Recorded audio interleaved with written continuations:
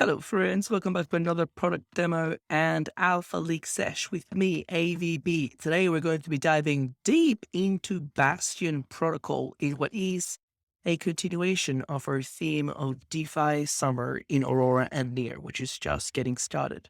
I actually had a lot of fun doing this one because when you look at Bastion, you think it is a pretty basic project. You feel like what you can see on the screen right now is basically all you need to know. You deposit assets in as collateral, you can borrow assets out, and that's the end of it. However, you would have been misled because the more research that I did and the more that I read, the more things I encountered that I got excited by. And you should too.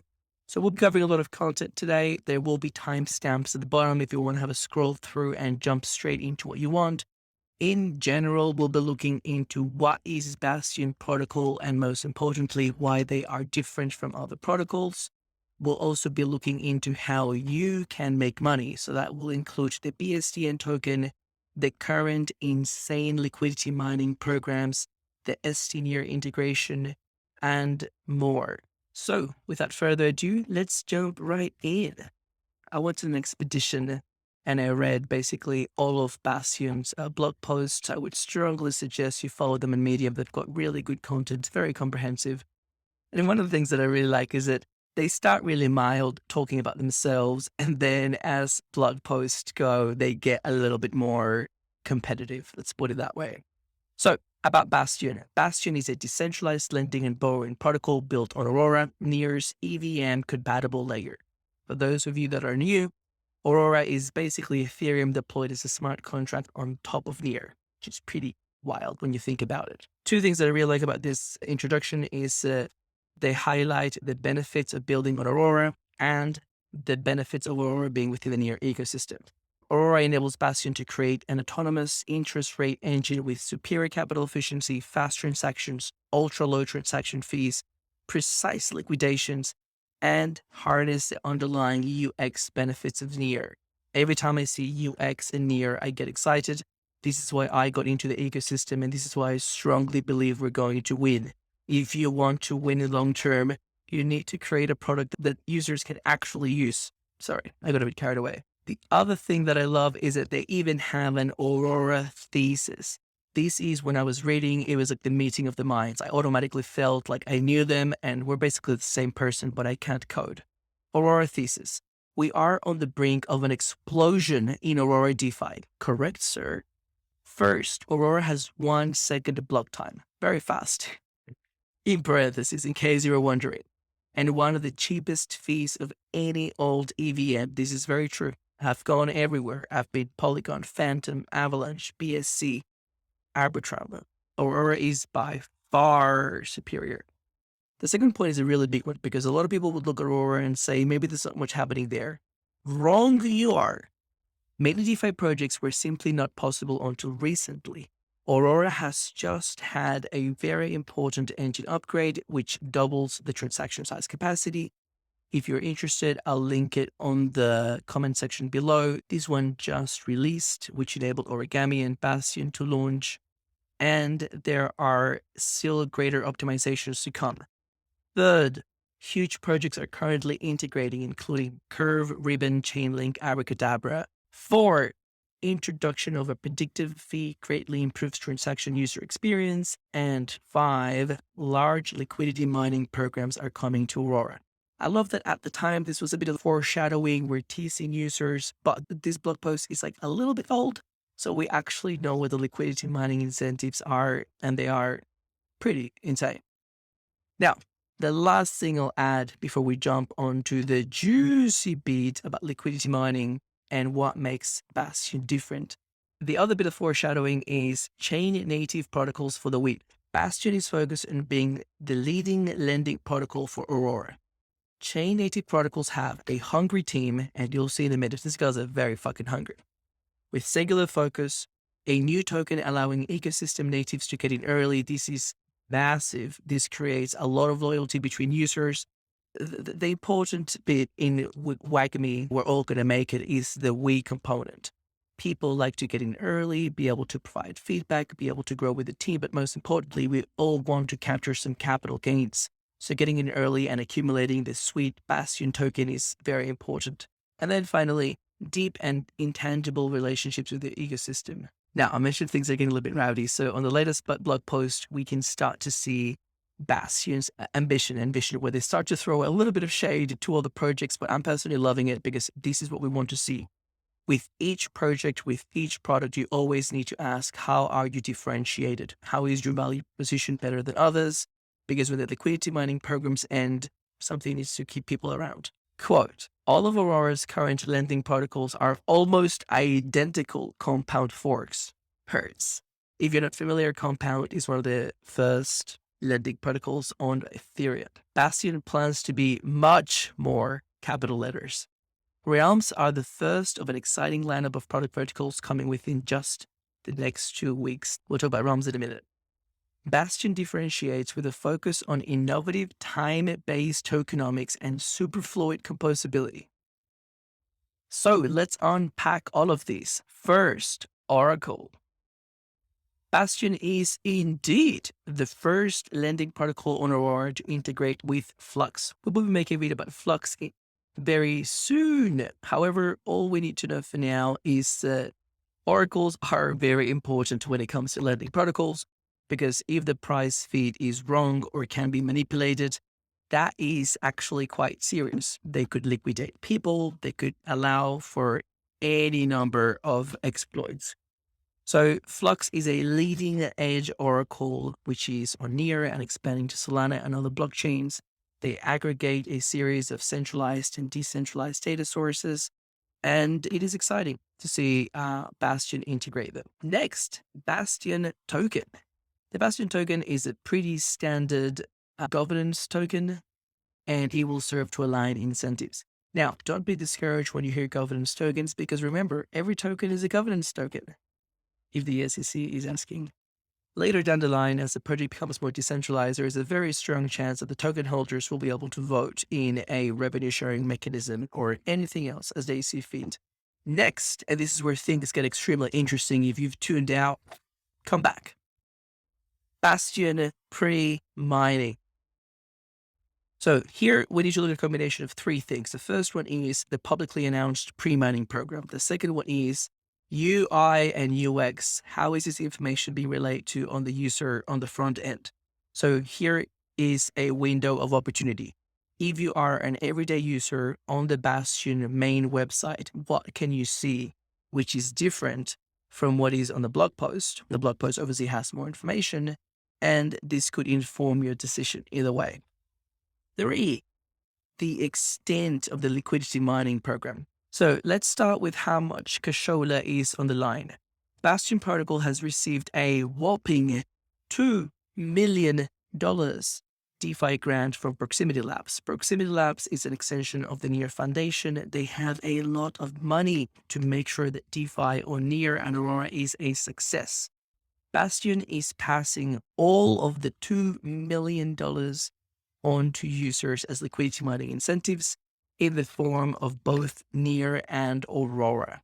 And this has already started. This is all part of the pre-mining program.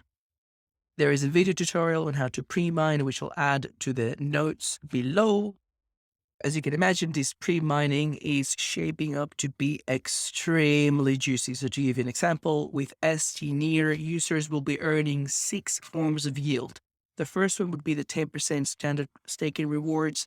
The second one would be the deposit APY, like money market from Bastion. The third one would be Meta tokens directly from Metapool. The third one would be the BSTN token directly from the Bastion protocol. And the final 2 would be NEAR and Aurora tokens from Proximity Labs DeFi grant. Now, the main thing is, as I just mentioned, when we go to the main Bastion platform, there is a supply APY. This percentage is slightly misleading because it doesn't include yet the APY after you take into account all the rewards. They have included the logos for Metapool, NEAR, Aurora, and Bastion. And if, and only if, you hover over those logos, you'll see a message informing you that during the pre-mining period, you will earn BSTN, and all the partner assets from the protocol. And the kicker is, this is a key line, the amount of rewards would be hidden until the end of the pre-mining period and would be retroactively airdropped to users. What the f does that mean? I'll tell you what this means. This means that at the moment, the APY on these pools could be 400%, 500%, 7,000%. We don't know. What this means is a lot of people are going to get very happy surprises in a few weeks' time, because with these many rewards, those airdrops are going to be absolutely violent. But awareness of these rewards is not enough. You also got to search for the best opportunities. So on Bastion, when you click on the logo on the top left, you'll see the 3 different markets at the moment, and we'll dive into the isolated markets in a minute. stNEAR went live a handful of hours ago, and the deposits are growing rapidly. So there's almost $1 million worth of stNEAR in just a few hours. And this is where I think the real juice is. If you're seeing this video, pause and go put some stNEAR into this pool right now. Right now. As I said, supply APY of stNEAR, it's showing 0.76%, which is pretty lame, let's be honest. But if you're not curious enough and you hover over these logos at the bottom, you wouldn't know that you will also be receiving retroactively airdropped all these tokens. And the key calculation here is how many of these tokens have been allocated to that pool and how much money is in the pool right now. It is a linear allocation. If the stNEAR pool is expected to be $20 million, the rewards for that pool aiming for a decent APY would be proportional to that target. So the sooner you put money in, you're going to be getting many multiples of the incentives. And because the bloody APYs aren't visibly public, I think this is where you and I and the couple hundred people that watch these videos make a lot of money. And just to drill the point home, I don't like doing this, but just to make this brutally clear, let's compare stNEAR on Bastion, which is earning allegedly 0.76%, with stNEAR on Origami, which also just went live. Origami is displaying just the meta token rewards at 48.92%, and the Play token, just how many there are per week, because it doesn't have a price yet. So think about this. I'm not good at maths, but together we can work this one out.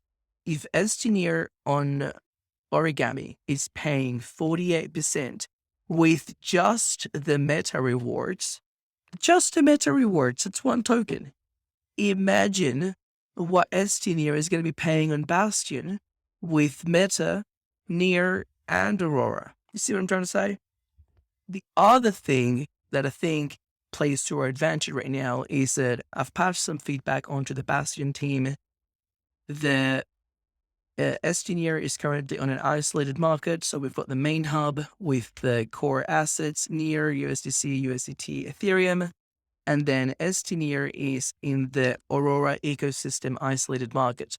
The feedback that I've passed on is that there should be somewhere more visible that this is the place where stNEAR is.